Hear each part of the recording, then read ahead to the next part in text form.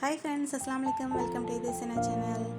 ஜும்மா முபாரக். இன்றைக்கி வெள்ளிக்கிழமை அப்படின்னால கொஞ்சம் ஸ்பெஷலாக குஸ்கா செய்யலாம் அப்படின்னு சொல்லிட்டு செஞ்சுருந்தேன்.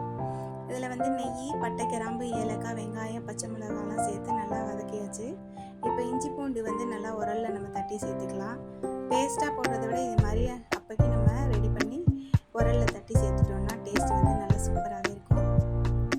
இப்போ இஞ்சி பூண்டு வதங்கினதும் கொத்தமல்லி, புதினா சேர்த்துக்கலாம். வெங்காயம் நல்லா ப்ரௌன் ஆகிற அளவு நல்லா வதக்கிக்கோங்க.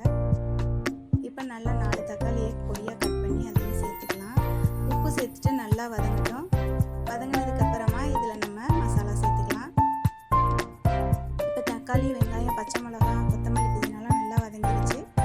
இப்போ இதில் மல்லித்தூள் 2 ஸ்பூனு, தனி மிளகாய் தூள் 1 ஸ்பூன், பட்டை, கிராம்பு, ஏலக்காய் தூள் 1 ஸ்பூன் சேர்த்துட்டு லெமன் புழிஞ்சு விட்டுட்டு தயிர் 1 பாக்கெட் சேர்த்துருக்கேன். நல்லா 1 கப்பு தயிர் சேர்த்துக்கோங்க.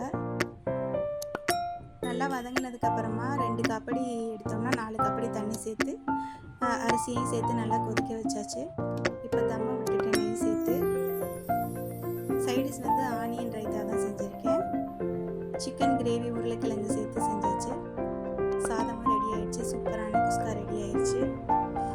எனக்கு சப்போர்ட் பண்ணுற எல்லா ஃப்ரெண்ட்ஸுக்கும் ரொம்ப ரொம்ப நன்றி. இதே மாதிரி எப்பவும் எனக்கு தொடர்ந்து சப்போர்ட்